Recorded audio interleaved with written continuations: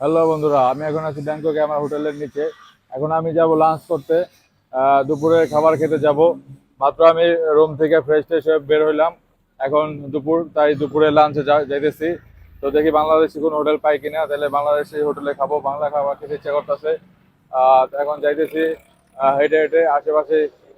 প্রায় 2-4 মিনিট হাঁটলে নাকি একটা হোটেল আছে, রেস্টুরেন্ট আছে। তো ওই রেস্টুরেন্টটাতে আসলে যাওয়ার চেষ্টা করতেছি।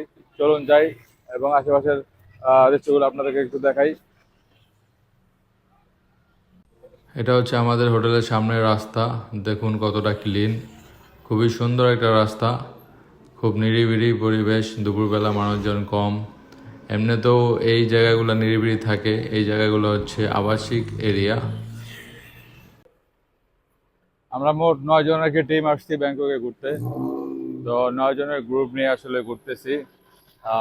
ব্যাংকক এবং ফুকেট ঘুরে আসছি। হচ্ছে পাতায়াতে। এখন লাস্টে ব্যাংককে আসছি।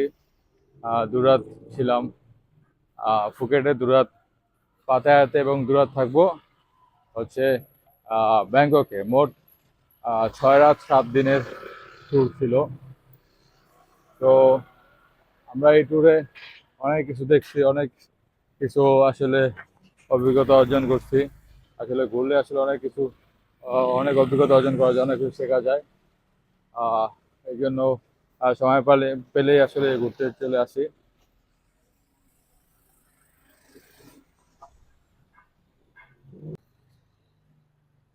থাইল্যান্ডের সব জায়গায় আসলে মোড়ে মোড়ে একটু পর পরই 7-11 আছে।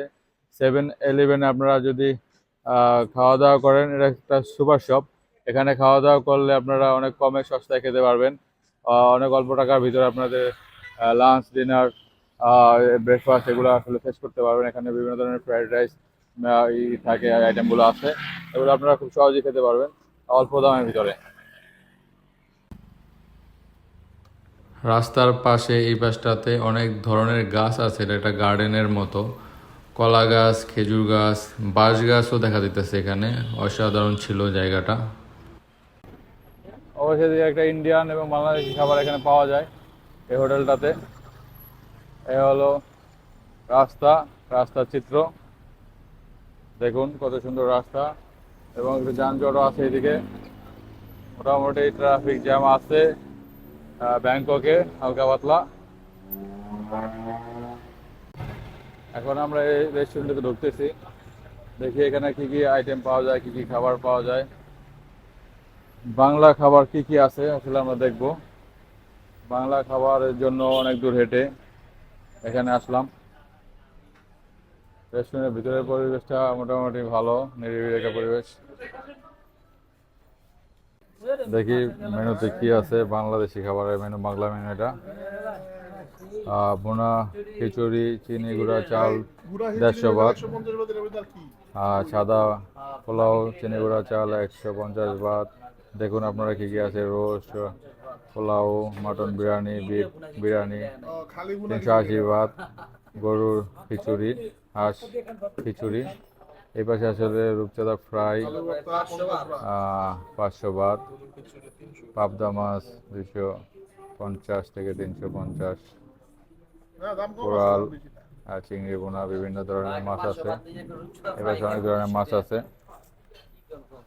এপাশে আসলে মাংস আইটেম আছে। গরু কালা বোনা 240 বাত। গরুর বোনা 200 বাত। দেশি মুরগি বোনা 180 বাত। হাঁস বোনা, খাসি বোনা, পালং শাক, লাউ চিংড়ি 100 বাত। অনেক ধরনের শাকসবজি আছে। চিংড়ি ভর্তা, এই পাশে যে ভর্তা আইটেমটা আছে, চিংড়ি ভর্তা 100 বাত। টাকি মাছের ভর্তা 80 বাত। আলু ভর্তা, টমেটো ভর্তা, বেগুন ভর্তা, ডিম ভর্তা, শুটকি ভর্তা, ঘন ডাল, পাতলা ডাল, চানা ডাল, ডিম ভুনা, অনেক কিছু আছে। এ হচ্ছে সকালের নাস্তা। রুটি, পরোটা, খিচুড়ি, মিক্স সবজি, চানা ডাল, মুরগি, গিলা কলিজা, গরু কলিজা, ডিম ভাজি, ভাত, পরোটা। এ হচ্ছে তাদের বাংলা মেনু। এটা হচ্ছে আমাদের ওয়েলকাম হিসাবে দিচ্ছে আর কি, কমপ্লিমেন্টারি এমনি খাওয়ার জন্য। আমাদের খাবার চলে আসছে।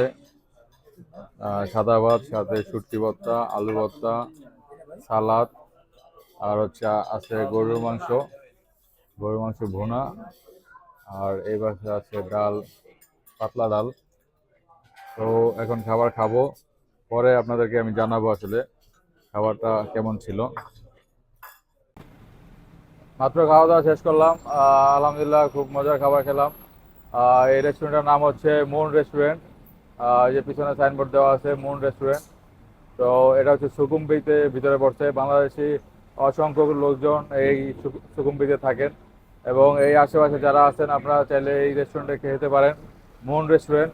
এখানে খাবার দাবার খুবই ভালো এবং মজা, এবং দামও মোটামুটি কম। তো খুব মজার একটা খাবার খেলাম আলহামদুলিল্লাহ। আপনাদের সাথে দেখা হবে পরবর্তী কোনো ব্লগে। আজকের মতো ব্লগ এখানেই শেষ। আর আমার ভিডিও যদি আপনাদের ভালো লাগে থাকে অবশ্যই লাইক কমেন্ট শেয়ার করে দেবেন।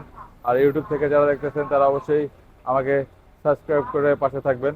সবাই ভালো থাকবেন। আল্লাহ হাফেজ।